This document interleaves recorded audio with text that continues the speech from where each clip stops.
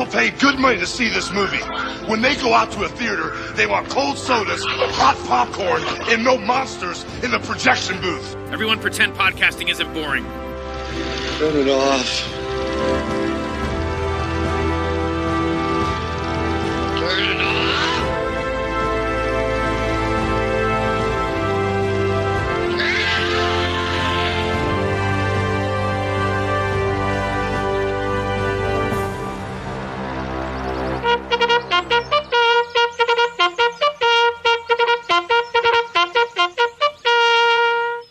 Когда я был маленьким, я тоже отдыхал в пионерских лагерях. Дети, вы хозяева лагеря. Вы. От вас что требуется, друзья мои? В день приезда он фехтовался на палках. Ты меня в гроб входишь. Я издал приказ об отчислении Иночкина.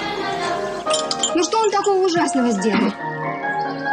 Ты лучше посмотри, что у тебя в отряде творится. 5 обмороков, 4 сыпью, инфекция, интоксикация, карантин. Карантин! Что здесь? Завтра бабка полезет, тут такое начнется. А что ты здесь делаешь? А? Кто отдаст свою кровь?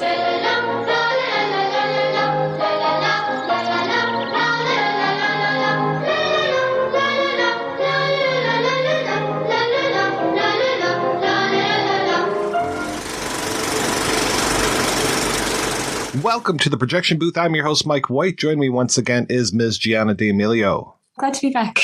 Still in the booth with us is Mr. Alistair Pitts. Greetings, Comrade White. We continue our month of discussing Soviet cinema with a look at the 1964 film Welcome or No Trespassing. It's the story of a group of kids at a summer camp where one boy, Inockin, breaks from the pack and swims a little too far. He's immediately expelled by the director, but later Inockin returns. The film is a fast-paced and whimsical bit of political allegory. We will be spoiling this film as we go along, so if you haven't seen it, turn off the podcast and come back after you have. We will still be here. So, Gianna, I'm very curious. When did you see this one the first time, and what did you think? So I'd seen other films by Elem Klimov, and this film, his first one, is super, super famous, and it always intrigued me that the director of Come and See got his start in comedies. What the hell is that trajectory, right? It makes sense to me. It makes sense to me now. But anyway, I'd love to talk about Klimov's career after the film because it's super interesting and he really made a big impact on Soviet cinema. But anyway, so this film had always come up in textbooks. And then I finally sat down and watched it after hearing somewhere that it was the director Daria Zhuk's favorite Soviet film. And I love her film, The Crystal Swan. So I thought, all right, I'm finally going to watch it. And I loved it. And this was actually right before you suggested it for the podcast, Ali. And Alistair, how about yourself? I saw this for the first time about 4 years ago when I decided to cover it on my show, Russophiles Unite. And I was so surprised by how biting the satire was. I was lucky enough to discuss it with Tanya Lukyanova, who is a Russian-born, New York-based TV producer and part-time stand-up comic. So having somebody with that kind of comedy background kind of unpacking some of the jokes was helpful. But I was just, really? They made satires this biting in a place that's not exactly famous for being conducive to freedom of speech. So I was totally blown away by it. I don't even remember how I heard about this film. I think just the title captured me so much. And then watching it, I was just so reminded of Czech films and that period of time when it was the thaw for them and they had this freedom where they could make fun of people and make fun of authorities, though couching it in other ways. Oh my God. Yeah. The satire in this is amazing. I mean, it's not, you don't have to scratch too deep to find the political allegory in this film, but man, oh man, just that magical realism, that kind of whimsy that this film has. It reminded me of just so many great comedies, and it just moves along. This movie's 73 minutes long, and it is everything that I don't have in my head when I think about Russian films, very ponderous. I think of freaking Tarkovsky, this kind of stuff. And this is polar opposite, baby. This is hilarious stuff. Funny because Tarkovsky made Ivan's Childhood 2 years before this. And while those are very different films tonally, they both are revolutionary because they get inside the heads of kids. Children's cinema really blossomed during the Stalin era, but it was this kind of version of childhood that was very regimented and very disciplined. And kids were sort of like the ideal Soviet citizens. They were encouraged to inform on their parents. They were hardworking. But then you get into Ivan's head and you get to see the trauma of war that was not allowed to be talked about during the Stalin era. And you get to see it really rob someone of their childhood. And then you get to see inside Kostja Inockin's head, and you get to see disrespect to adults, and you get to see creativity and innovation and just charm. And it's revolutionary for this period of Soviet cinema to be so engulfed in someone's psychology in such an honest way that really points to the flaws in the system. We should say that this all takes place at a Young Pioneers camp, which obviously we didn't really have those here. It's kind of like Boy Scouts-ish type thing, a little Nazi youth-ish as well, maybe? It's set in a camp for kids who are members of the Communist Youth League. In this case, it's the Young Pioneers. And the Young Pioneers were kids aged 10 to 14. And I think it'd be really interesting to talk really quickly about like the purpose of these camps and like what makes them the perfect setting for a satire. The Communist Youth Leagues, in this case, the Young Pioneers, there were miniature versions of the Communist Party for kids. And there were versions of this for kids as young as 7, up until you could join the actual Communist Party at 28. And membership was restricted to kids with like acceptable backgrounds. No one with a family member who had been arrested in a purge, for example, could join.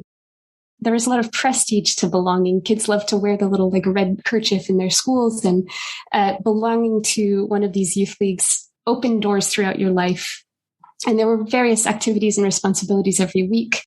But belonging to the Young Pioneers also guaranteed you at least 1 month of camp in the summer every year.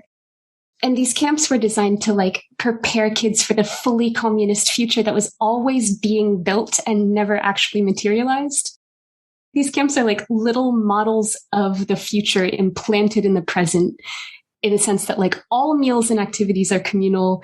Every minute is planned. Everything is super highly supervised.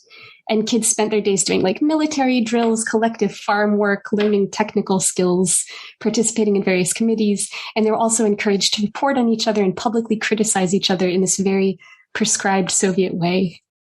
And that was the design, right? But the reality of camp life was often way more relaxed by the 1960s, and especially outside of like the big cities, because there were camps inside of cities as well. Kids and the parents who volunteered often really looked forward to like getting out of their crowded apartments and spending time in a rural area with like fresh air and less surveillance because you're farther away from the big cities.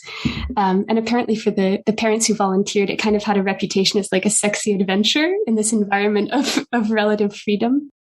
But the camps are still intended to prepare kids for the great communist future, which is one of discipline and hard work and ideological correctness. But in Welcome or No Trespassing, what we see instead is a camp as a model of actual Soviet society, in the sense that like our brave, disruptive heroes in the film are really reflecting this kind of groundswell of creativity and independence and transgression that was really bubbling up in the early 60s when this film was made. So I feel like the film is an allegory. It's a way of showing real life in miniature instead of the prescribed future in miniature. And of course, this is a really risky thing to do for a director, especially in your first film. And if it weren't for like a last minute intervention from the leader of the Soviet Union who is about to be ousted, this film would never have come out. And instead, it's an enduring classic. Yeah, we should talk about the Khrushchev influence on this film, because he was on his way out, correct? 64 was like a pretty unfortunate time to be a young director releasing a satire, because there was like a conservative change in the air. And the Central Committee is like explicitly advising this Studio Moss film to focus on films that show Soviet triumph. And the director's like outraged that Klimov's film doesn't reflect youth's leading role in industry. And he's threatening to like stop hiring all these young subversive writers and directors. Klimov knew his film was at risk while he was making it. And he said he kept spending like as much of the budget as possible, because the more he spent, the less likely the studio was to shut him down. And so he's like on location, he's at the camp, he's on the Black Sea coast, and he gets a telegram saying like the production has to stop, the whole film unit has to return to Moscow and account for themselves. But by then, most of the film was completed, and the two screenwriters like went back to Moscow and played for time rewriting the script, while Klimov actually quickly shot the rest of the film. There's a lot of objections throughout different stages. Like when you're making a Soviet film, every stage of production, every like revision of the script needs to be censored. And one objection early on was that there weren't enough appealing, upstanding adults. Concessions are made, but the film gets completed and they're not going to release it. What is this, right? But apparently Khrushchev saw a copy somehow. He had it screened for himself and he really liked it. He thought it was super funny. And he was like, why isn't this in cinemas? So they threw him a bone and they gave it a really limited release of, I think, 25 copies. And despite only, I think, 25 prints of the film going into cinemas, about 13.4 million people saw it. Some critics found it really frivolous and really ludicrous. Others were like, this is anti-Soviet, because they thought that there's a costume competition that they thought mocked Khrushchev's corn campaign. But a lot of, how dare you, right? They might have had a point. Yeah. Yeah. He's not known for his great policies, Khrushchev. But yeah, a lot of filmmakers spoke up for Klimov's defense. I got obsessed with the opening title credits. I was like, something's wrong with me. I'm writing like a page of notes on these credits. But so in the credits, we see the fence of this young pioneer camp. And the word welcome is huge and carnivalesque. And it's right at the top of the fence, like in a rainbow shape, so everyone can read it from a distance. So the camera looks up at this welcome, and then it tilts down so that we see or in a little spy peephole in the fence. And then it tilts farther down to see no trespassing sign right at the eye level of a child.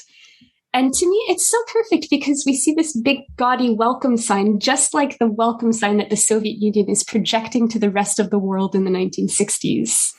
Like after decades of Stalinist suspicion and repression, the state is now super welcome to foreign students and workers and tourists. And it's showing foreign films and it's publishing some foreign work, very censored and very selective.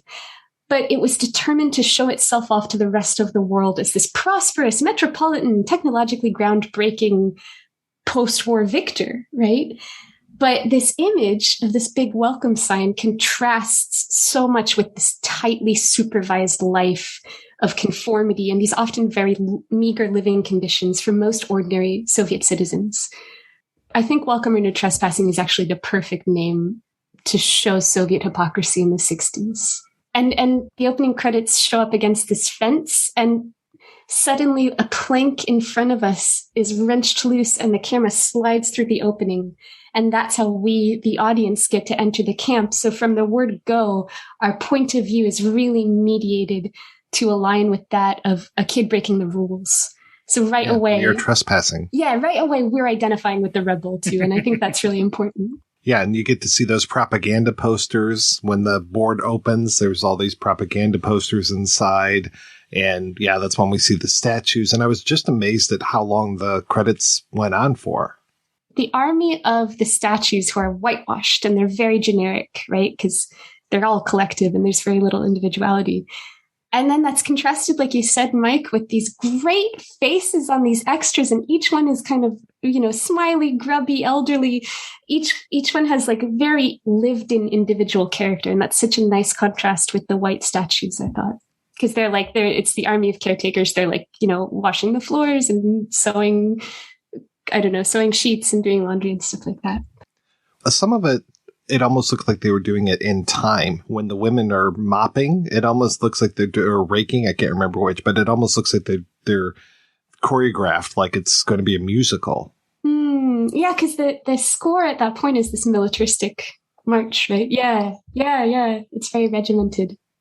Oh, speaking of signage again, because it's so key to the film, on the reverse side of the door, there's also a sign saying no unauthorized exit, which is very, very biting with the whole thing of like the Soviet Union would only let you go on foreign trips if they trusted you not to defect.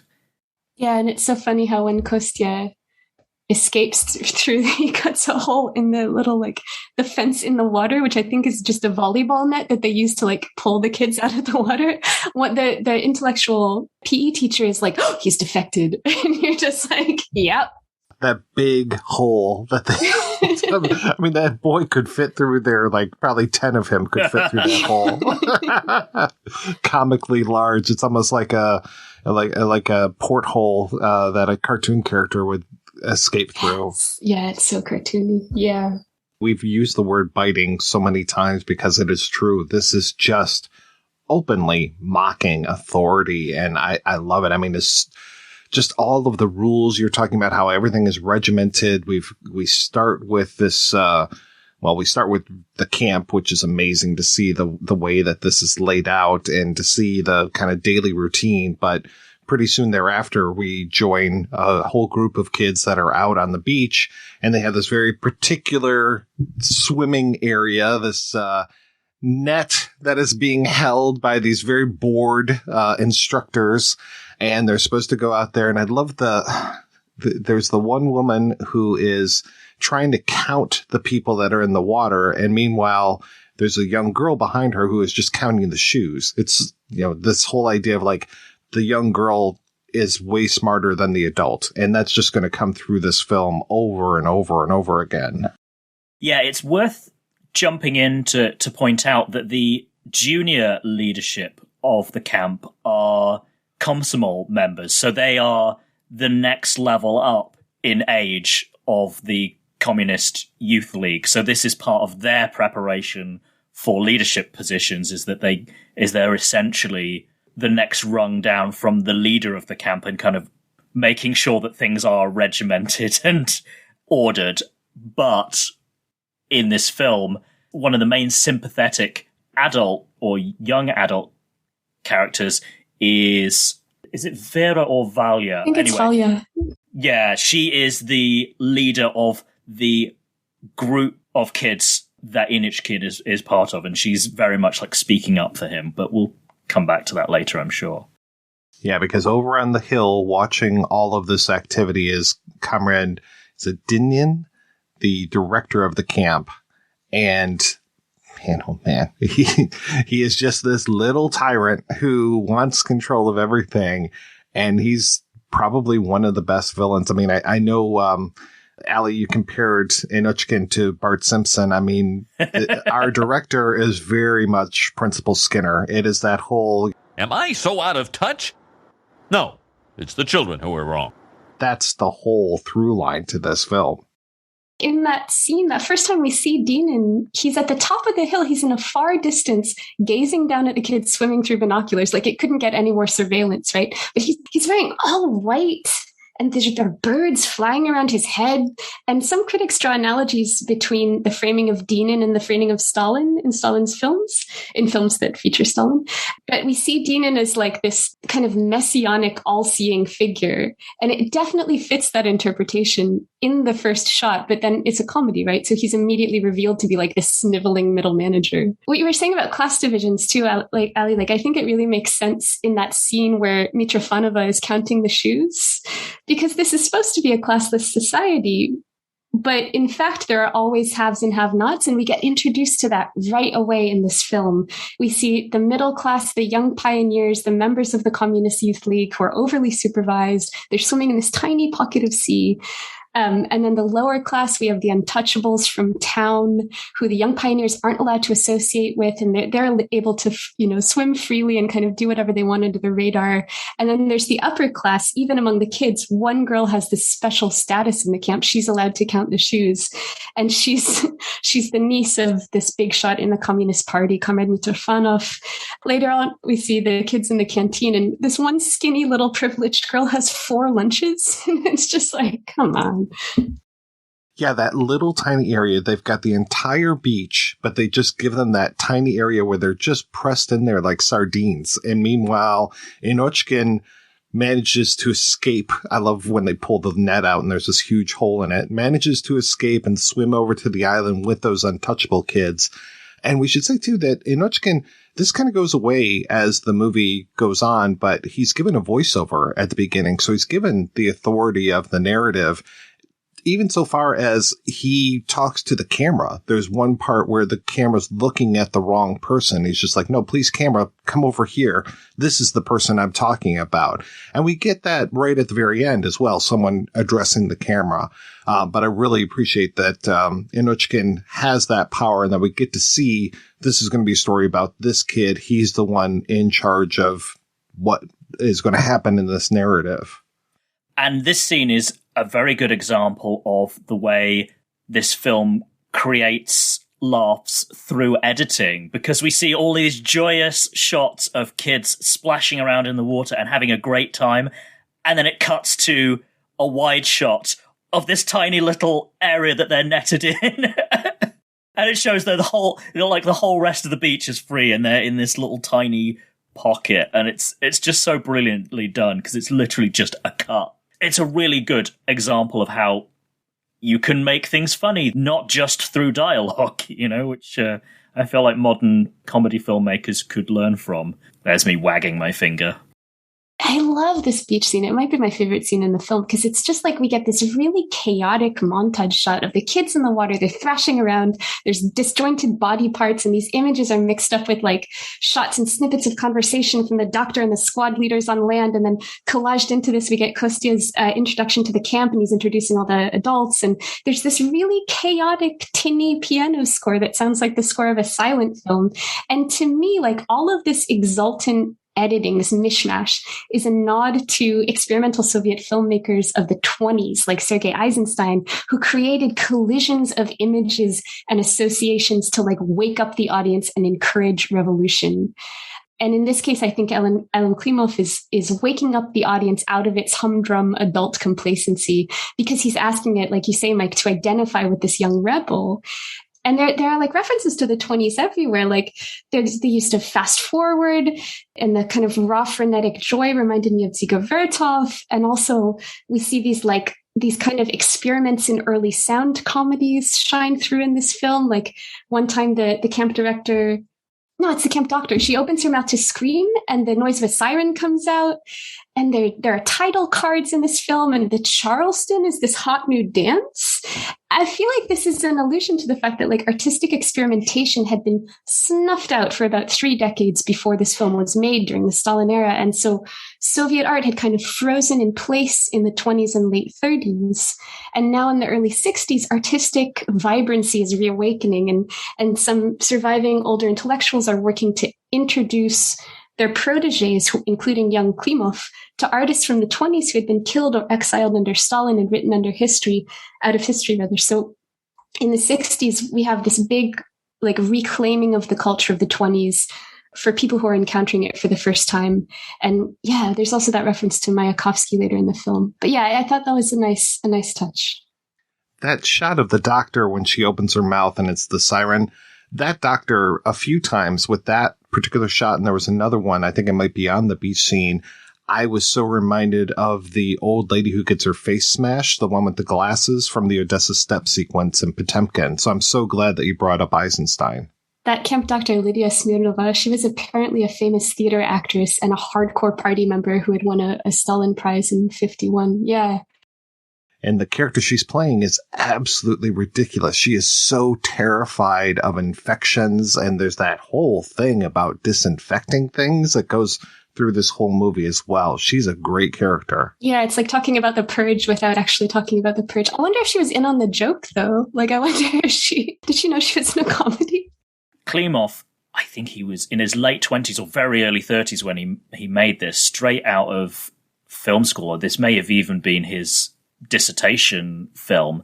Who are his teachers? Well, they are the elder statesmen of Soviet film, many of whom are survivors from the 1920s who were teaching at VGeek all the way through the decades following the 1920s, but they often couldn't get films made because of the way censorship and the way that the film industry in the Soviet Union ground to a halt. But they were teaching, and so their techniques, even though they weren't actually coming out onto the screen, they were sharing them with, as you said, Gianna, their protégés at film school. Mikhail Rom, who is Klimov's mentor, he really encouraged independent thinking, and he was really eager to support young filmmakers because, like a lot of the older surviving intelligentsia, he really believed in the potential of the younger generation who had kind of grown up without Stalin's totalitarianism and were too young to be like completely affected by the war.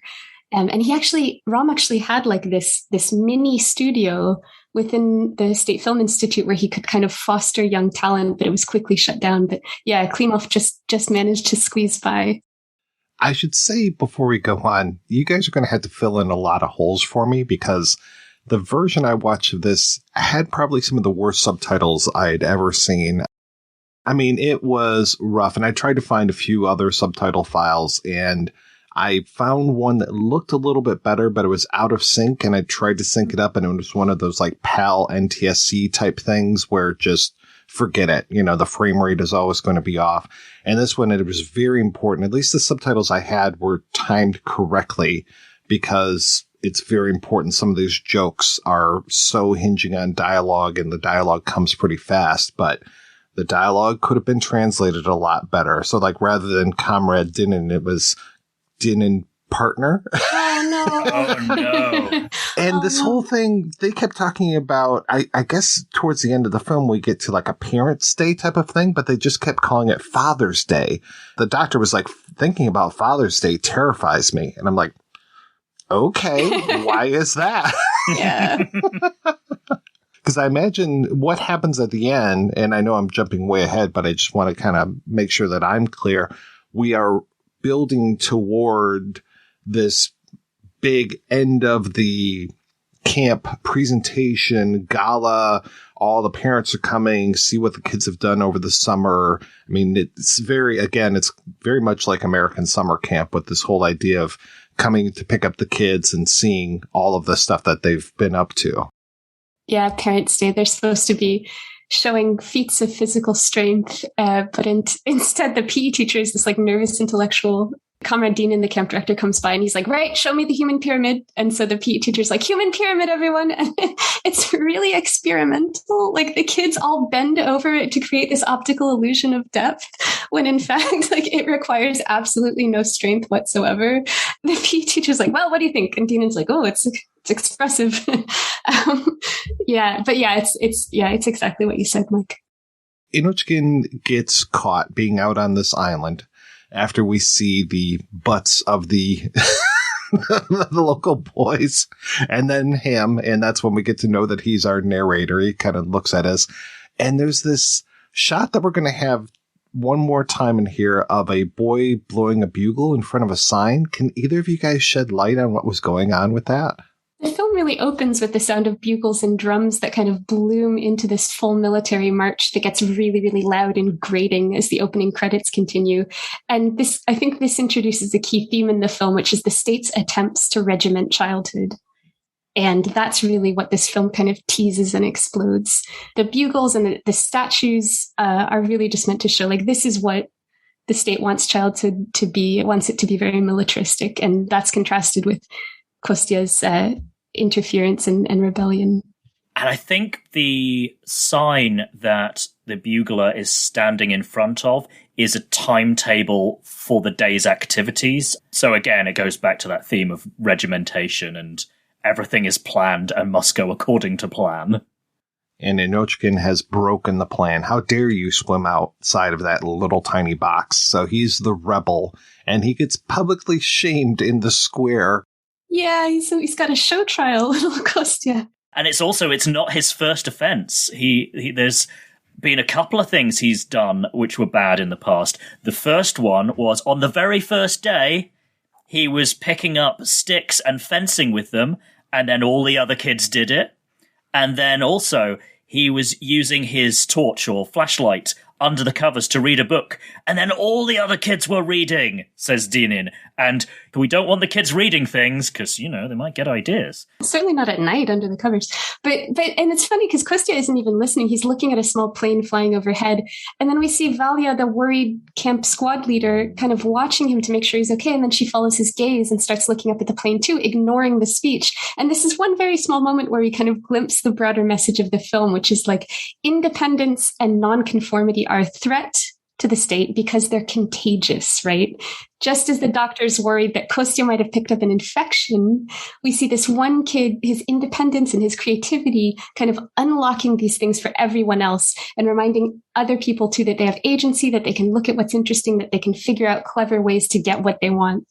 Dynin, during this whole, as you say, show trial, dresses down third squad that Inockin is part of and that Valya is leading for not standing to attention, and he specifically calls out second squad as setting a good example. He's basically like, why aren't you behaving like second squad? It's way more succinct than that, but he's very much like, these are the good examples, be like them, and this is what will happen to you if you step out of line. Inockin is a cancer that needs to be cut out of this camp. So they put him on the back of a truck with a whole bunch of milk cans and send him off. This montage, oh my God, of him imagining what will happen when he tells his grandmother that he's been kicked out of camp. I love it so much. That sequence, it's amazing. And the whole thing with the voiceover and him saying what she's going to say before she says it. I mean, it's funny, we just talked about Pootie Tang recently, and there's a scene in that is almost exactly the same where Truckee is saying what he's about to say as he's saying it to Pootie Tang. And this is exactly the same with the way that he predicts what will happen with his grandmother and that the shock will kill her. And when she falls and immediately is like montage, boom, cut, coffin, boom, cut, lid to it with all of the elephants on the... the lid of the trunk, the coffin. I loved it. And then he imagines he's at her funeral and he's like walking with his suitcase with his head down. And then behind him is a group of grown-ups holding a banner that says, "Why did you kill Grandma?" the camera pulls out and you see that the whole funeral procession has just formed a question mark. And the period or the full stop in the question mark is the coffin. It's just fantastic visual humor. It's so great. Also, the thing I spotted on this watch that I hadn't noticed before is when, I guess he's the camp janitor or odd job guy who's dropping Inockin off at the station but has to leave him because otherwise the milk will go. He asks Inockin a couple of questions. He's like, who's going to meet you at the other end? And Inockin says, Grandma. And the janitor says, is she doing okay? Is she healthy? And Inockin confirms. And he says, okay, yeah, she'll probably live. And that whole idea of her dying is kind of implanted by that exchange. The possibility of the shot killing her is just because of this little interaction. And it's brilliant little commentary on how kids' minds often work and how they take completely offhand comments that adults make and turn them on their head and take them in weird, imaginative directions. It's a brilliant bit of writing. It's so funny because we just talked about the song Orkokocha, I think it is, right? Black Eyes, Dark Eyes, when we talked about My Man Godfrey last month for Screwball Month, and here's that song again as it's the funeral dirge as they're going through. And yeah, when it came to that question mark, I was just like, this is some of the best filmmaking I've ever seen. This is just so much fun. It's so much fun. And there's so much there too. Like this whole having a teenager be like, oh, I know just what you're going to say. Like that's just a classic grumpy teenager trope. But even showing this level of snarkiness of generational conflict could get you in such hot water because it was a real problem for authorities in the early 60s. Because for the first time, the Soviet Union has 3 generations and they all have very different experiences of what being Soviet meant. And they were impacted by different things. And so there was the sense among the authorities that like, if you show any generational conflict on screen, this could lead to wider revolt as was happening elsewhere in the world. So they were really eager to keep it under wraps. And like later on, we see the young squad leader Valya argue with Dynin, who is of the Stalinist generation above her.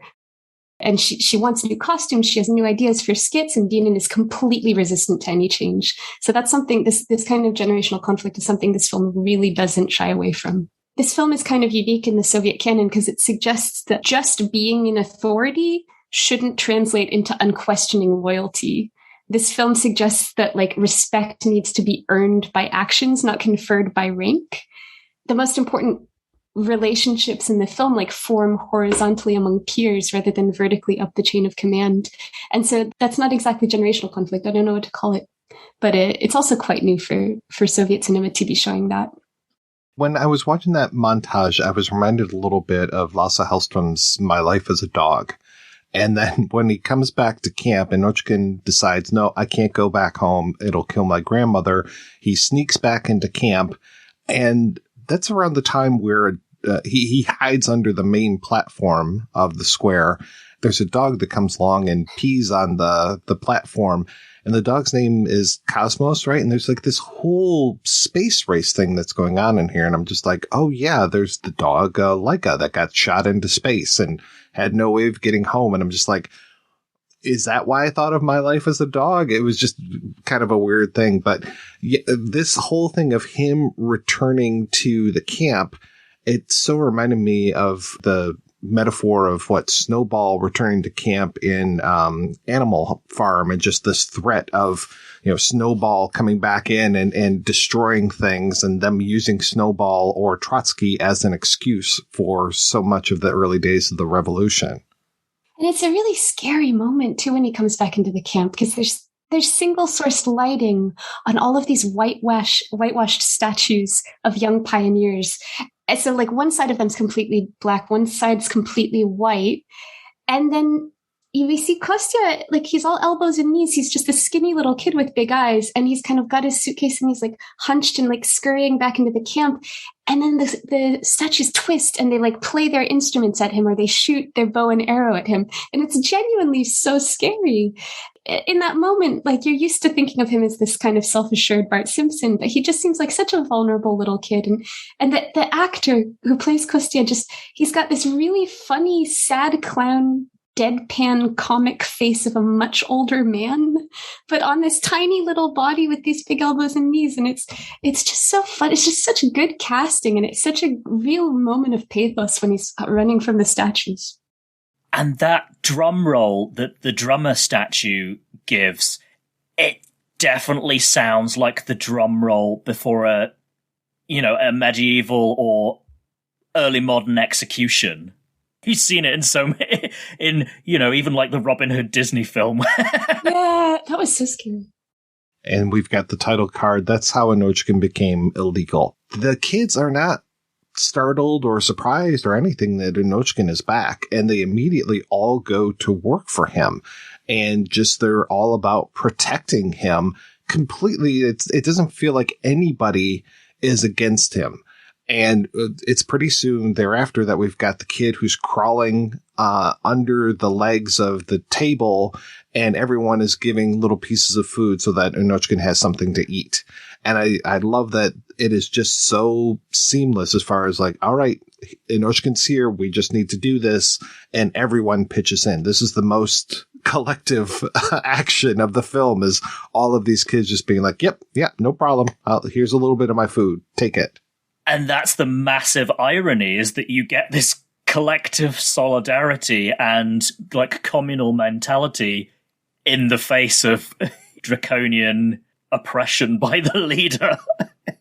Right, yeah, loyalty and collective action in this film really flower and blossom outside of authority, like in opposition to authority. The idea is like, if we were just left to ourselves, if there weren't so many rules and regulation and supervision, we would actually be quite a harmonious people. I love that first moment where we get to see the kids interacting on their own, where the girl and the boy and the dog Cosmos discover Kostya hiding under the platform. Because the kids in this film, they're so smart and they're so funny, but they're also kind of solemn, and they're very independent of the adults, and they have their own society and they have their own moral code. And it just reminded me a little bit of the Peanuts films. And I looked it up in the first Peanuts film, a TV special called A Charlie Brown Christmas. It premiered like a year after this film in 1964. The difference between Charlie Brown and Kostja Inockin is that Charlie Brown always remains isolated. Like he always feels misunderstood. He's this big frustrated ego. Where in the Soviet version, like you're saying, like the kids band together like good communists, even when their purpose is to thwart authority. I love those kid microcosm of society films. Even the little string quartet of these 4 kids, all with these thick glasses, and you've got the viola player who covers for Inockin. Well, all 4 of them are covering for Inockin, but the viola player who turns his viola such that Inockin can hide behind it as they all walk over to the latrine so he can do his business and then all walk back. All under the gauge of Konrad Dynin, who is just talking about how great this music is, completely clueless. I mean, these are good, upstanding Soviet citizens who are enjoying the arts and playing this great music. And meanwhile, they're hiding Inockin and letting him use the restroom. Is this when we get the first appearance of the snitch? Like we see a close-up of like a little girl's shoes, and we hear like mischievous tuba on the score, and the shoes pause like she's watching something, and then the shoes like scamper up to a door, and it opens and closes, and we see that it's Camp Director Dynin's office. It's this little girl. I think at this point she's telling on the kids sneaking the meatballs away. Having an ally for the camp director be a kid, and having Kostya's squad leader speak up for him. It kind of drives home for me the point that like this film isn't really about kids versus adults. It's like about people who look out for one another, and then people who betray each other to ingratiate themselves with authorities higher up the chain of command. And we see this later when like Dynin sucks up to the party big shot Mitrofanov, and when one of Kostya's friends turns on him to save his own position. But I thought that was a really nice touch. Yeah, because the adults here, the younger adults, they all cover for him as well. There's another part later on where they realize what's going on with him and bring him this huge thing of soup. And it's 4 adults underneath that little platform, just barely can fit in there. And then Dynin finds them and thinks that they're all just a bunch of drunks. And that's such a nice scene because once they realize that they're all hiding and they all finally have privacy, they start shit-talking Dynin. And it's like, once again, Kostya has made room in this world for dissent in his own way. It's all that Inockin. He's such a bad influence. So that kid with the net, though, I love that running gag of him. And it took me a couple times to realize that he was a running gag. My God, the face on this kid and just the way he holds his mouth. And I think he's got the number 13 on the back of his shirt, but I could be wrong about that. So I was just calling him 13 in my notes. And he just always is coming up going, hey guys, what's going on? And everybody just turns on this poor kid. That's just like, get away, get out of here. He's got the last line in the film, which I like. That is nice of the director and the editor to kind of like throw him a bone like that. He is the butt of the jokes the whole way through. And as you say, just the face, like he just has this. He's like an Alfred E. Newman type, you know? Just this gormlessness. I was in the wrong place at the wrong time. And nobody likes him. And it's totally unexplained because it's not like he's mean. It's just he's just a bit dim. I didn't get the whole thing with the nettles. What was going on? Because at first I thought it was corn that they were running through, but there were a bunch of boys and they all strip down to nothing and run through these nettles. In the boys' like sleeping quarters, a group of Kostya's friends worry what will happen when Kostya's grandma arrives at Parents' Day and she can't find him.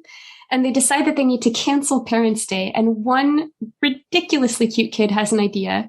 And so we then see them like outside by the fence leading away from the camp, and they draw straws. And one boy gets the short straw and he's like super hesitant. And as if he's going to the gallows, he goes through a loose board in the fence and he runs towards some bushes of stinging nettles, and they all strip off and jump in the nettles. And the idea is that they all kind of jump into the nettles in their own way. Like one boy like breaks off a branch and starts like delicately whipping himself, which I just thought was a really weird touch. Like even in this one activity that everyone doesn't want to do, it's creative and it's individual rather than collective triumph. And that reminded me of the Banya in Russia and the Soviet Union, because he's even got the hat. So the Banya it's like sauna, but it's different. It's more kind of steam orientated, and it has this whole culture around it. And one of the things that you do while you're in the Banya is that I'm going to totally butcher this now, but there's a certain type of like twig with leaves that you whip yourself with, or you get one of the people you're there with to do it for you, because it's meant to be like exfoliating and opening out the pores, and there's some property of the leaves that's meant to be good for you. But yeah, he's essentially doing that with the stinging nettle. If they have these welts from the nettles, then they're going to go to the doctor, and the doctor's going to think there's an epidemic because Kostya has spread it from the local kids. And then if there's an epidemic, Parents' Day will be canceled. So Kostya's grandma won't come and be disappointed. It's a brilliant ruse. And actually the first kid who's going to go into the stinging nettles, he's like, oh, do I have to take the underpants off too? And the other kids are like, do you think that whatever the disease is, like, won't be on your butt as well? And he's like, okay, fine. Yeah, they're like, it's not like getting a tan, Mata. And then at the same time, we see the little snitch shoes show up, and we hear her little voice say, interesting, and then she walks away. So we know that trouble's a brewing. And they all pretend to be deathly ill in that whole sequence where they're just writhing and shaking. And of course, the kid is barking like Laika. They're just, really putting it on. And the doctor is just eating up with a spoon because she knew that infection was going to be here. There's that scene earlier where there's all the clothes that are on the ground and they're disinfecting the clothes. And it's funny because when they find the kids are laid out on the floor, on the ground, looking very much like those empty sets of clothes, but now they have the bodies going. And I like how, like, when the little boys are like, I'm so sick, like, they're all doing it in their own individual creative ways. Like, one kid's munching a plant, and the other one's having, like, war flashbacks, but it's a flashback to Moscow being burnt down by the French, which did happen, but it was during a reign by Napoleon. So it's like, what is this kid's memory? He's so cute. But that scene where they're disinfecting the clothes, I think that's also when they're planning the costume parade for Parents' Day. One of the counselors is like, why can't the kids make their own costumes, like use their creativity? And Dynin's like, nope, they have to wear the costumes that have been approved. And everyone's like, but they've been circulating the camps for 6 years.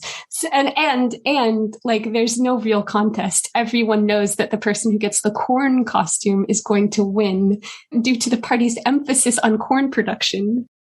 And everyone knows that the corn costume is going to go to Mitrofanova, the niece of the Communist Party big shot. So, like, all democratic trappings are just a lie. But I love it because the PE teacher is, like, holding up the bean pod costume, and he's a skinny guy and he looks like a bean pod anyway. And he's like, why can't the bean pod win? And Dynin's like, well, if the bean pod was meant to win, beans should have shown more initiative. Oh, and you talked about the experimental nature of it. This is around the part where, when the doctor finds these kids sick, quote unquote, she does that, the siren coming out of her mouth. And then that starts this Keystone Cop sequence of all the nurses coming out with the stretchers and putting the kids on the stretchers and taking them away. I love that. And when that started, I was like, oh my God, this movie has everything. He is just pulling out all the stops. And it's worth saying how popular Keaton and Chaplin were in the Soviet Union.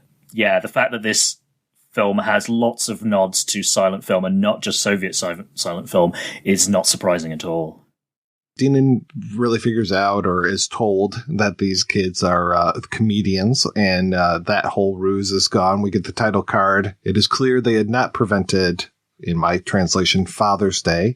And then there's this thing of somebody has bad blood and they need a transfusion. And there's a little sequence of Inockin becoming blood brothers with the director. The director, even though they're now sharing the same blood, he's like, I can't allow you back into camp, right?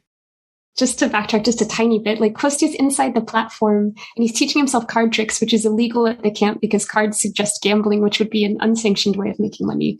And Kostya, he overhears a discussion between his sympathetic camp counselor Valya and someone else. And she's like, she's been pushing Dynin to let Kostya come back and to let her try some new ideas in the camp. And she's like, Dynin, he's always saying the kids are the owners of the camp, but all we require from them is discipline, when in fact, all the important decisions are made without them. And she's complaining about this. And I was really struck by that line because that in a nutshell is Soviet dissent in the early 60s. A lot of young people by and large didn't reject socialism, but they wanted to reclaim it from the horrors of the Stalinist and the Bolshevik past. They wanted socialism with a human face, with fewer decrees from above, more representation for the ordinary person in decision-making, more personal responsibilities and personal choices. And there were some concessions, like it's only in the 60s, for example, that you have the option of changing jobs if you want to.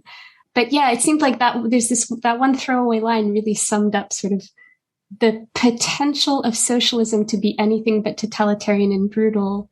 But of course, that hope died after the invasion of Czechoslovakia in 1968. But anyway, the other counselor is saying, like, Valya, like, he's never going to let Kostya back. He made Dynin's blood boil. And then Kostya overhears that line about blood boiling. And he has this fantasy about what would happen if he'd boiled just one drop of Dynin's blood for real. But then he can swoop in as a hero and, like, give Dynin this life-saving blood transfusion because he has the same rare blood type as Dynin. And then he like saves the day, and it's Kostya's heroic face on all the posters. And then after the transfusion, Dynin's grateful, but he still won't let Kostya back into the camp.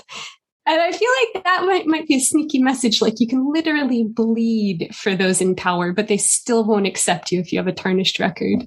Like, this is only 20 years after the end of World War II, right? Which was followed by mass purges. So I don't know if that was a bit of dissent there. How does this poster come about? Because there's the poster that you mentioned, the one friend kind of turning his back on Inockin or kind of selling him out because he draws a poster and they liken Inockin to an infection. There's a bacteria that looks like him. There was a thing in the Soviet Union called wall newspapers, and they were basically propaganda posters, but they had headlines about who was betraying who. And so this poster says that one boy broke the rules. He swam out to swim with the locals, and he brought infection back into the camp. And it says, "Shame on the transgressor." And then we see a drawing of, like, a little boy holding hands with little furry creatures labeled bacteria. And everyone's gathered around and everyone's thinking, like, yeah, it's definitely Inockin. But they all grin because everyone loves Kostya Inockin. And then outside we see the little boy who went into the nettles first, Marat. He's sitting outside the locked door to the platform where Kostya's trapped inside. And he confesses to Kostya that it was he who made the posters when Dynin asked him to. And he's so ashamed. And he's like, what could I do? After all, I'm on the editorial board. And there's just, like, dead silence from Kostya. And you get a title card that's how Kostya Inockin lost a friend. It's hard to, like, not keep harping on about how this film is a dissident satire when we have these models of, like, real Soviet situations, like informing and someone selling out his friend to preserve his own status and the friend ending up imprisoned. Like, this is a real thing. And if this scene had involved adults, like, it wouldn't have been allowed on screen. Or at least the incarcerated person wouldn't have been a hero. So it's just another example of this film going there and still being funny. He doesn't get caught, but other kids that were under the platform with him, you know, you mentioned him learning card tricks, and Dynin eventually finds that there are these kids under there, and they're just like, oh, we were playing cards, which is a huge offense. So yeah, he locks up that door, and then Inockin becomes imprisoned for quite a while until they start to use a pig to to dig under from the local village again. So I love it. Yeah.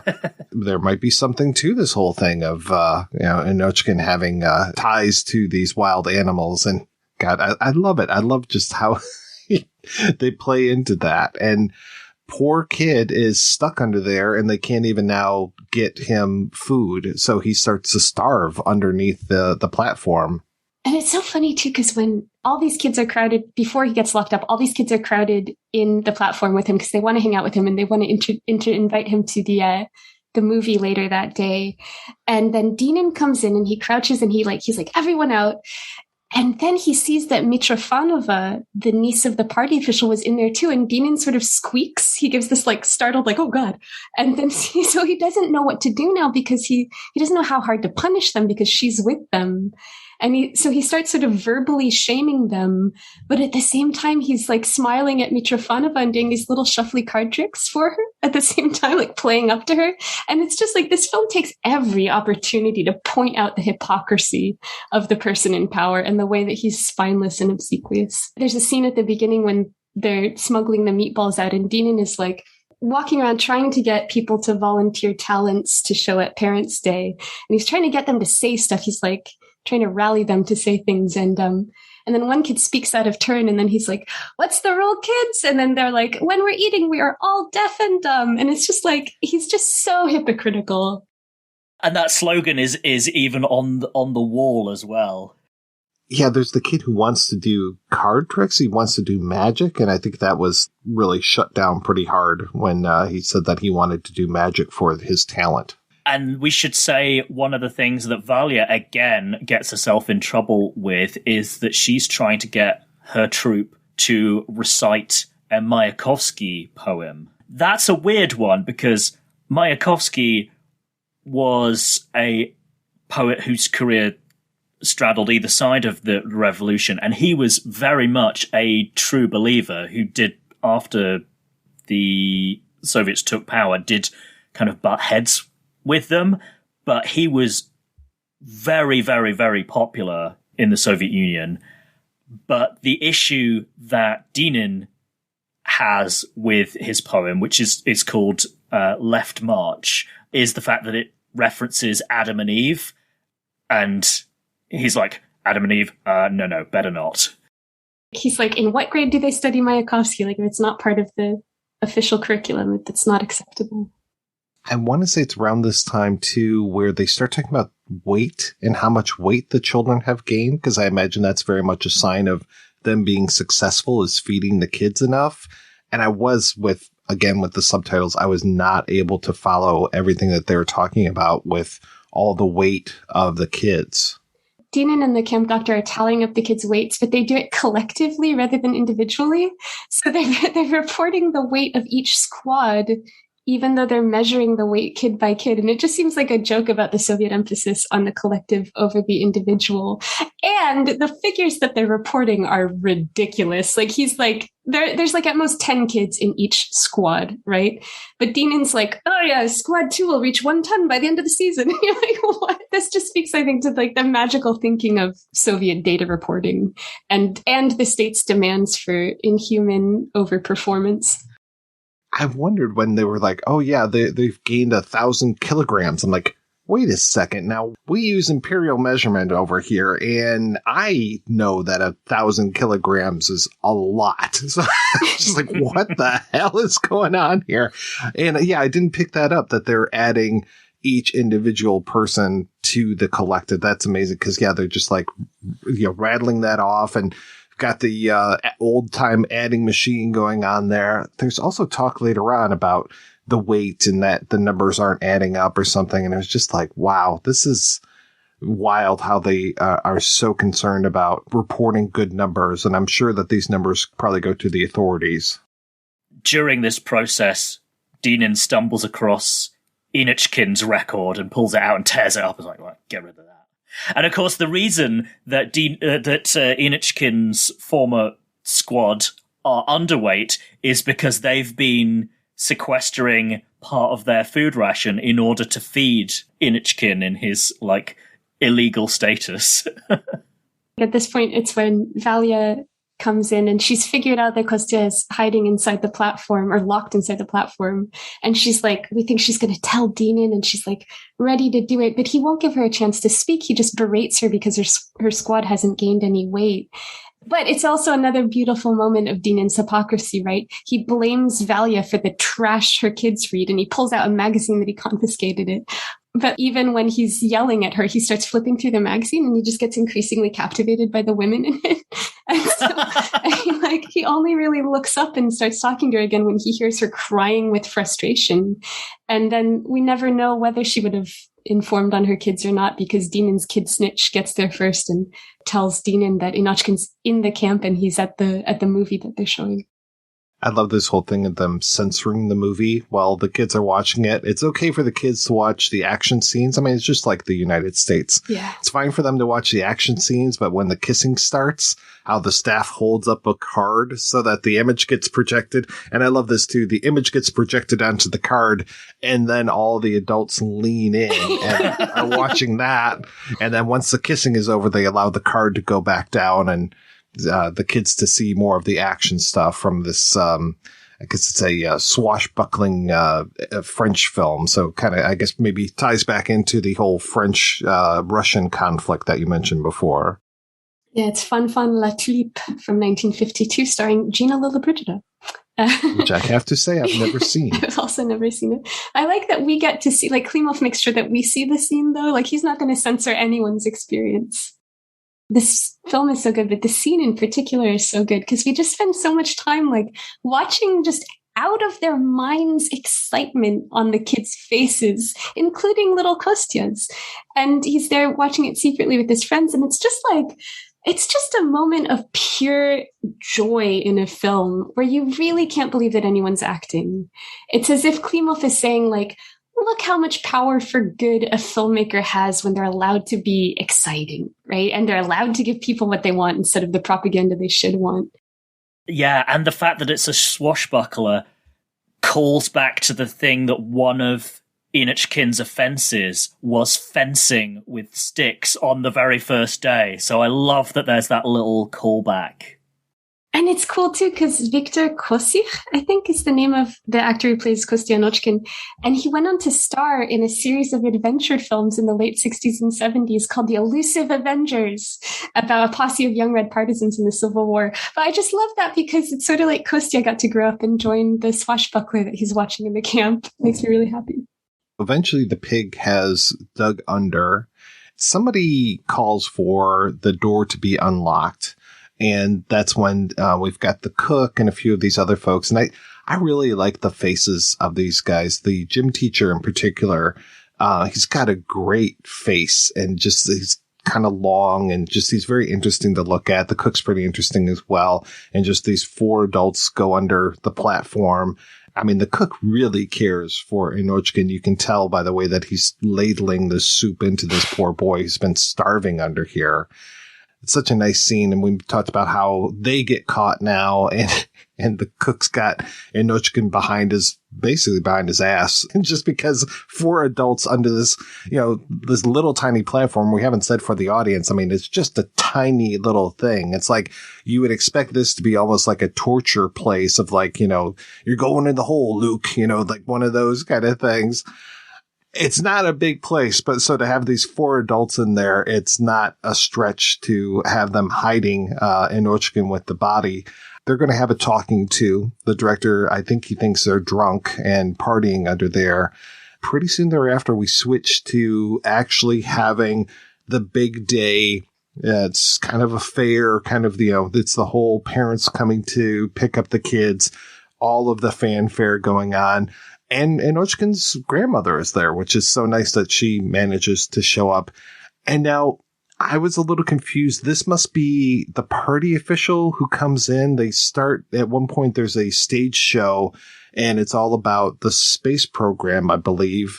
And they start to do this song and that's the party official who comes in and basically makes them start the song all over again. Is that correct? Mitrofanov, who's the party bigwig, I think he's already in the audience, but he's just taken a seat like near the back. And for Dynin, this is not acceptable that such an important guy could be sitting at the back. So he moves him forward, and then we have to start the show again so that Mitrofanov can enjoy the spectacle from the beginning. And everyone involved is just like, can we just, carry on? But no.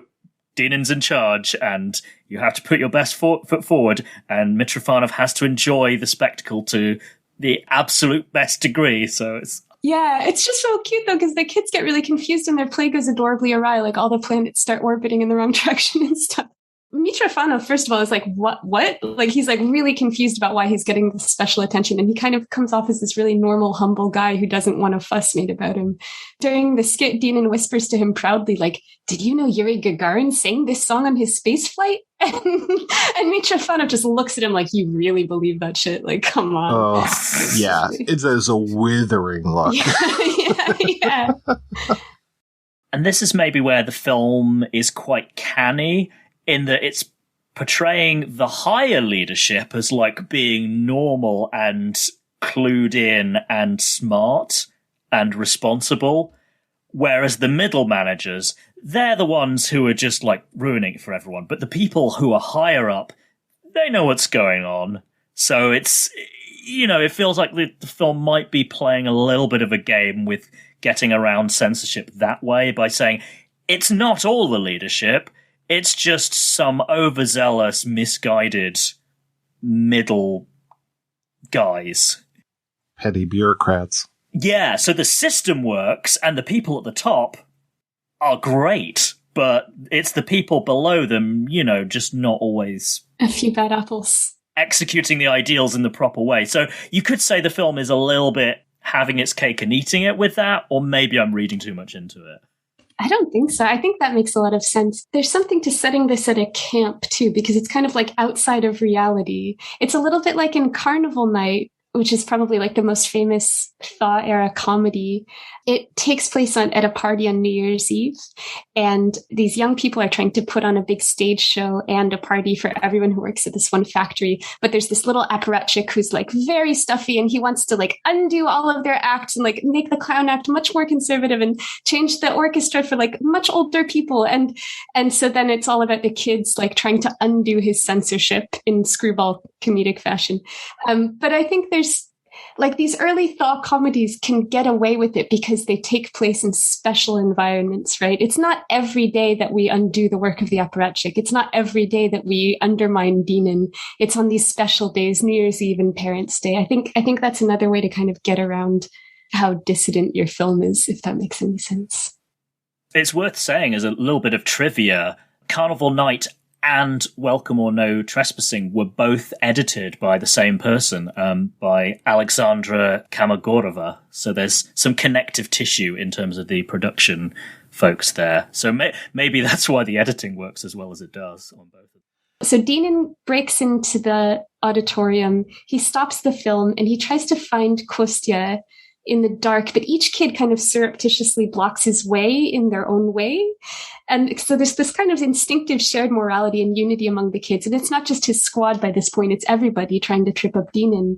All of the kids eventually just get so frustrated that the film was stopped halfway that they start yelling and they get louder and louder and they want the film to come back on. And the excitement and the adventure of this film has just kind of like riled them to the boiling point, to mutiny, and they swarm around Dynin in the dark. And this is the first time in the film when he loses ground. He gets really frazzled and he gets really overwhelmed, and he eventually orders the projectionist to turn the film back on.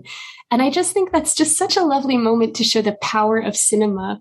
Like, it's powerful enough to undo authority and to make kids forget how to behave toward a superior. And the film is just inspiring us to revolt, essentially. And we have to remember that, like, this film is dedicated to adults as well as kids, right?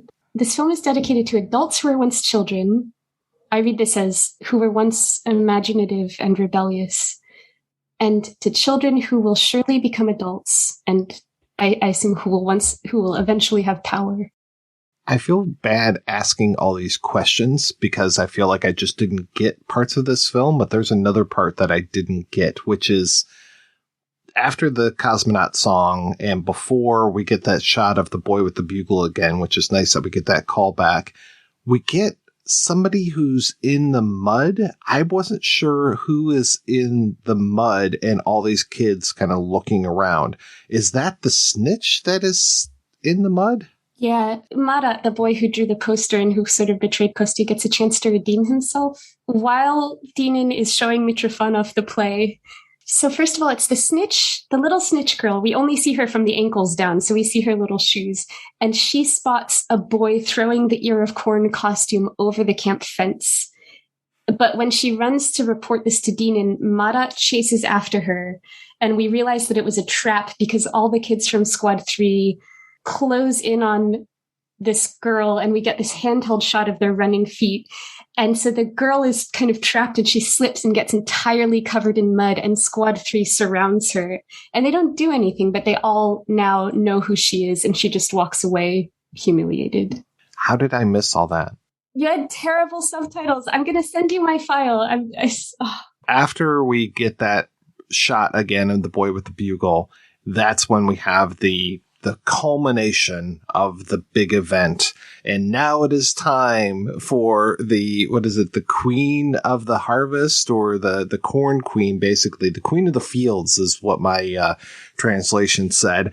Now it is time for the queen of the fields to come in. And you mentioned before that airplane that distracted one of the leaders, and we kind of get a call back to that again because there's a signal that comes from the sky that she signals off to this boy, and then he shoots something off into the sky, and that then becomes like, all right, now it is time to open up the gates, and in comes this big harvester that's all decorated, and you've got all these kids in their costumes, including the quote-unquote queen of the fields up on top, who's dressed in that corn cob. And wouldn't you know it, it's Inockin has made his triumphant return to the camp. It is wonderful. And that is the signal of, yeah, the director is completely unseated. And he's got this cake that he's trying to give to the party member. And the party member's just like, yeah, no, get out of here. Well, and it's his scheme foiled again, because the Corn Queen was supposed to be Mitrofanova. But once again, the kids and the junior leaders at this point have conspired to derail his ill-advised plan. And Dynin's speechless, and he doesn't know what to do. And Mitrofanova's just like, hey guys, it's great weather. Let's go swimming. And all the parents are like, yay! And they follow him to the beach. And it's kind of a callback to when they first entered the camp. We see these line of parents, and they've got like butterfly nets and hula hoops, and they're just like so excited to see their kids again, but they're also so excited to just have fun for a bit. And it's just like, it's hard to overstate how completely alien and refreshing and touching it is to see middle-aged adults just having fun in a Soviet film, and having that fun be okay. Because for decades, adults on screen could only be exemplary heroes or villains. Like, that's all you got. And here they're playing soccer, and like the 5 dads are getting beaten at chest by a 7-year-old with giant glasses. And like, I feel like this film is saying to the audience, like, we're all craving freedom, the freedom of childhood. And what's irresponsible about that? Because the kids in this film are more morally sound than the adult in charge. So why not go play? Embracing the fun, embracing the fantasy, this whole thing of Inockin running towards the beach and jumps from the beach all the way over onto that island where he got into trouble the first time. And then his grandmother doing the exact same thing with this, we should say for the audience at home, that it's this process shot of, here are all these people on this beach, and then you get grandma jumping and flying, quote unquote, over to the beach with Inockin. And even that goofy kid with the net, he gets to do the exact same thing. And yeah, he's the one who gets the last line of the film. He looks right up at the camera. The camera flies from one side over to the other. And then the kid stands up and he looks right at us, right at the camera. It's just like, what are you doing here? The film's over. And I just love it. I love this joy that, you talked about how the parents are just so excited to go swimming. And this whole end of this film is just one of the most joyous things I've ever seen. And there's a big banner on the island that just says welcome, right? It's no longer a hypocritical statement, welcome or no trespassing. There's no contradiction anymore. It's just welcome. And you get one last shot of Comrade Dynin, and he is in that same truck with all those milk cans being driven back to quote unquote civilization, and gets to be a petty bureaucrat someplace else, I reckon. Yeah. Well, and he's in the position that he had put Inockin in earlier in the film, so there's some poetic justice there as well. This flying, it kind of freaked me out a little. Like, it made me a little bit sad, because it made me feel like the film might ultimately be acknowledging that what it has shown us, this like joyful rebellion that unites kids and adults against authority, is a fantasy. Oh, 100%. Like, it could just be another one of Kostya's fantasies, because he's our narrator. Like, maybe he dreamed this up. Like, maybe it's the filmmakers acknowledging that they've jumped the shark a little and real life isn't this good. Yeah, it's the if only moment. Yeah, no, I totally agree with that. It does feel like we have 100% entered that fantasy world. I mean, especially when Grandma jumps. Yeah. Oh, that was great. Tell you what, though, it wouldn't be a Russian film if there wasn't an element of bittersweetness in the ending. You can't have an unqualified hippie end. The amphibian man cannot stay with the landlocked girl. He must return to the ocean. Gianna, I think you said that you wanted to talk a little bit more about the director and his career. Yeah, I want to talk about Klimov because he's super important, especially because we're talking about Kira Muratova later in the month. Welcome or No Trespassing gets like a very limited release in 1964. A year later, Klimov makes Adventures of a Dentist, which is about a dentist who has this magical ability to extract teeth without pain. Oh, I've heard about that film, but I haven't seen it yet. He's quietly shunned by his colleagues and patients because they mistrust any skill that makes a person stand out. So the censors were upset and ordered Klimov to change the ending because it suggested that Soviet society can't handle talented people. Klimov refused to change the ending, and as a result, his film gets one of the most limited releases possible. Then Klimov goes on to make Sport, which is a really audacious collage of archival footage and staged mockumentary footage. And Klimov makes a few more films, including a Rasputin biopic that is also censored heavily. And actually, it's shelved as useless. In 1985, right at the beginning of Glasnost, which is this period of openness and reckoning with the dark past, one of Klimov's older films, a film that had been shelved for 10 years, finally gets released to commemorate the 40th anniversary of the Nazis' defeat. And this is Come and See, and it's hugely successful, and it wins the Grand Prix at the Moscow International Film Festival, and it resonates with audiences, especially those who have been living with traumatic memories of the war, but of course very little recognition of this in the state media. Come and See tells the story of this boy witnessing a massacre in his village, and then further atrocities of Nazi occupation as he flees his village. And by the time the boy finds other sympathetic people, he's become a traumatized adult. It's heralded as this big Glasnost opus at a time when the public is really reckoning with secrets of the Soviet past. So Klimov, this director who had been censored and shelved his entire career, finally gets the recognition that he needs to step into the spotlight. And he lights the way for other silenced directors. So in like 86, I think he's elected president of the Soviet Filmmakers Union, and he spearheads widespread reforms to reduce the state's hold over the film industry. And one of his first official statements is, there must be no forbidden subjects. He's a key figure behind the creation of the Conflicts Commission, which is a board that reviews older films that had been banned or given really limited releases. It reassesses why these films had been hidden. And it's sort of, it's like a parole board hearing for individual films. And usually these are films that like challenge the Soviet mythology in some way. Either they showed corruption or difficult realities of daily life, or they showed existential crises, or they were spiritual, or someone in the film defected, that kind of thing. So between the mid-'80s and 1991, when the USSR collapses, this commission, this Conflicts Commission, releases hundreds of these banned films. And because of this, there's a resurgence of interest in Soviet cinema all over the world. So these films don't just get domestic releases, they get like these splashy international releases as well. And this resuscitates the career of three key Soviet auteurs, Alexei German, Kira Muratova, and Alexander Sokurov. In a way, we have Elem Klimov to thank for the fact that we've been able to talk about Alexei German on the show, and we can definitely thank his Conflicts Commission for releasing Brief Encounters and The Long Farewell, which are two films by Kira Muratova that we'll talk about later this month. Just weird trivia. He was invited to the Oscars, and he was the first Russian elected to be the member of the Academy of Motion Picture Arts and Sciences. And again, on the trivia point, it's worth mentioning that in his personal life, he was married to Larissa Shepitko, who was also a very august director. I haven't actually seen any of her films, but yeah, they were quite the power couple in terms of their cinematic output. She passed away in a car accident when she was shooting locations for what would be her final film. And it was about a group of villagers on a remote island who refuse to be relocated when the state decides to flood their island to accommodate a new dam. And Klimov finishes the film for her, and it's called Farewell, and it's so good, and it's really beautiful.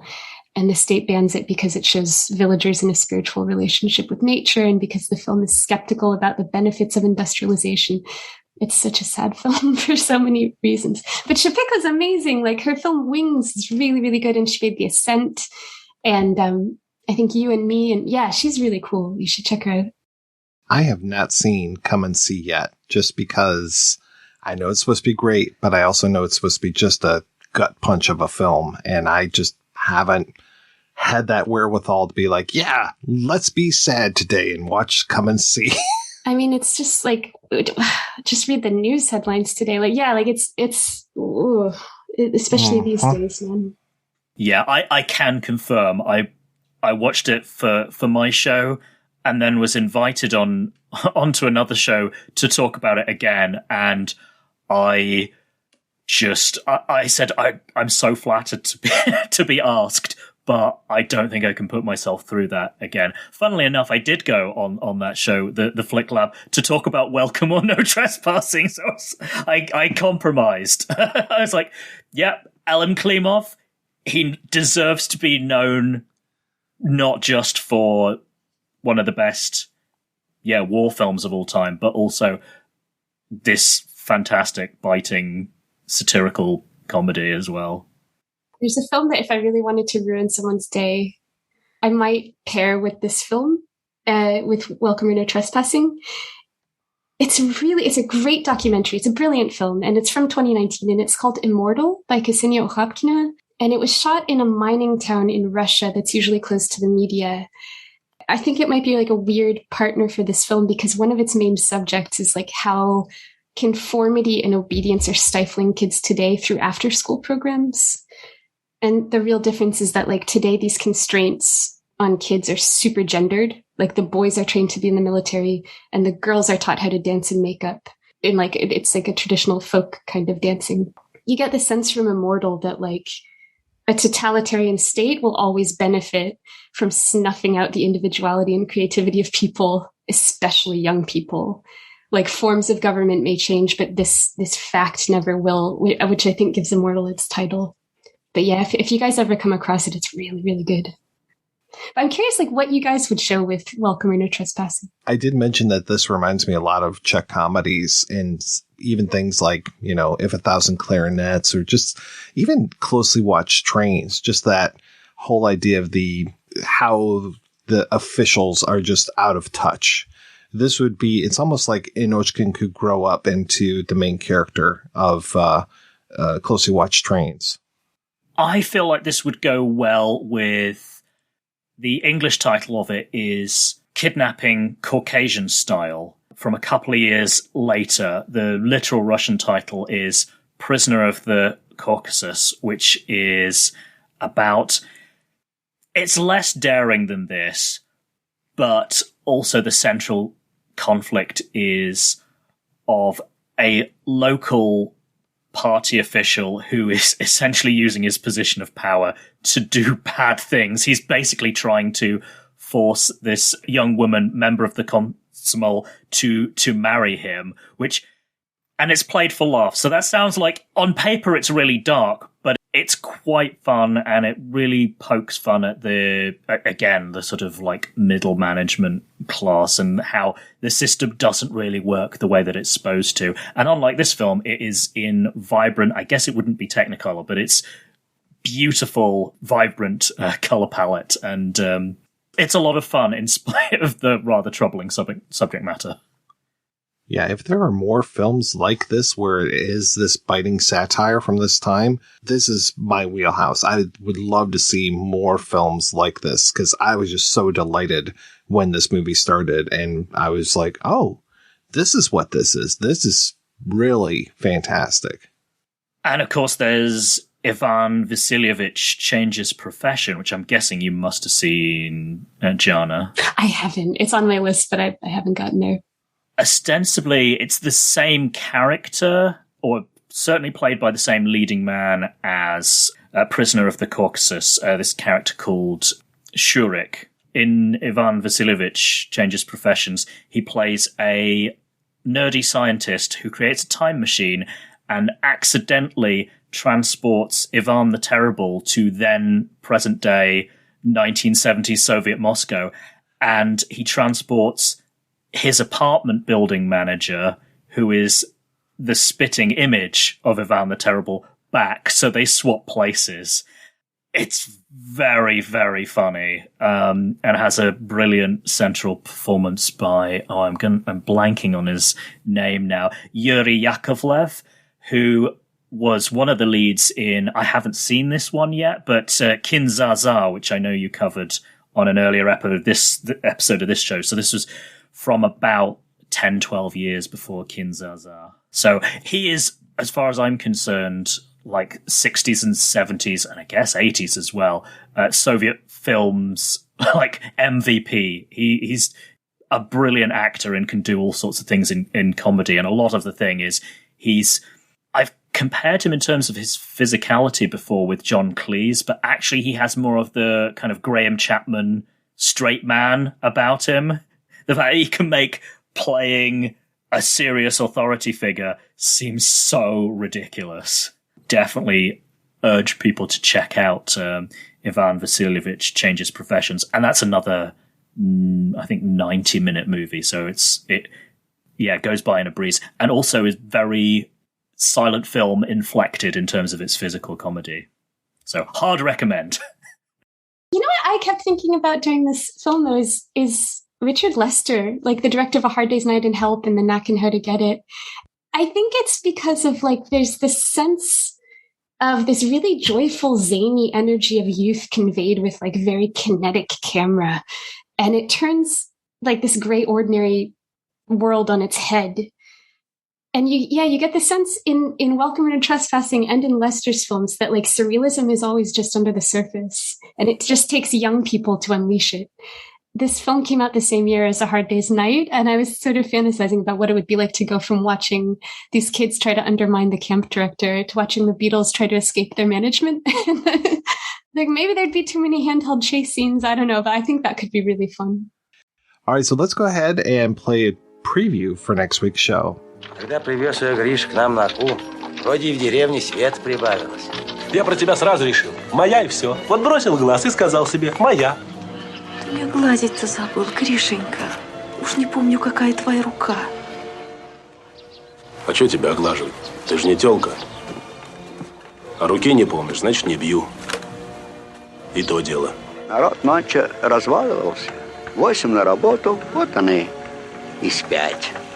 Спит народ. Тебе куда? На Плющиху. До твоей Плющихи много дорог. У меня ров 12 копеек. Ладно. Кого ты в жизни боишься, Анна Григорьевна? А я не боюсь, чего мне бояться. Не в лесу живем и не в Америке. А что, в Америке страшно? Страшно. А тут не писали. Чего ты? А как с мужем живешь? Слушай. Хорошо. Хорошо.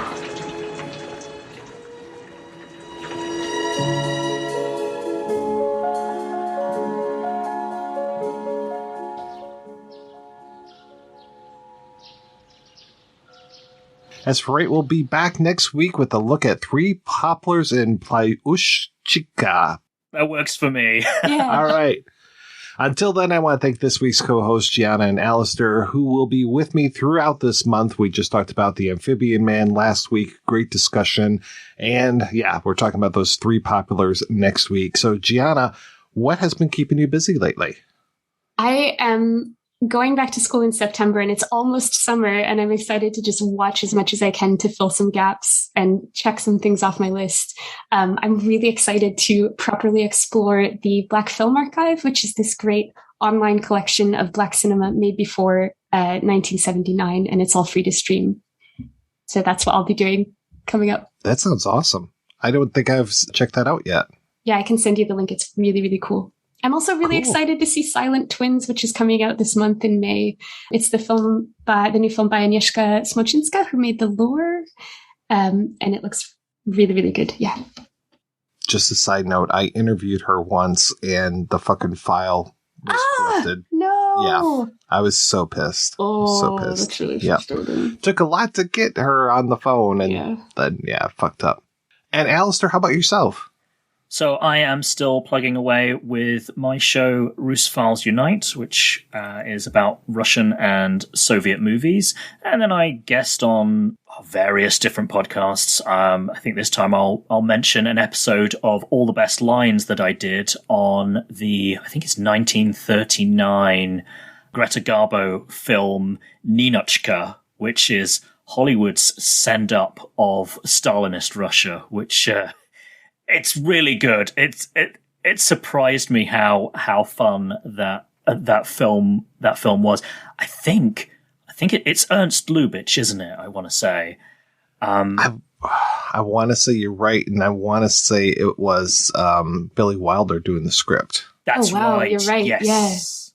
Yeah, and Lubitsch I think he'd spent like a month or two visiting some friends in Moscow. So he had actually had some first-hand experience of how the proletarian utopia wasn't quite what it was cracked up to be. So that film was a much more on-point satire than I anticipated 1930s Hollywood would be capable of producing. So I would highly recommend that episode of All the Best Lines, and I would highly recommend Ninotchka if you haven't seen that film.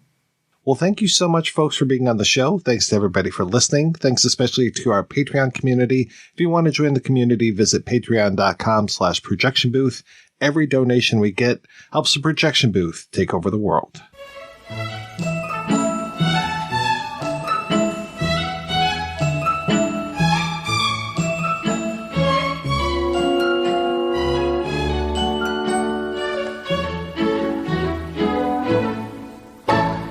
Mother, hello, father. Here I am at Camp Granada.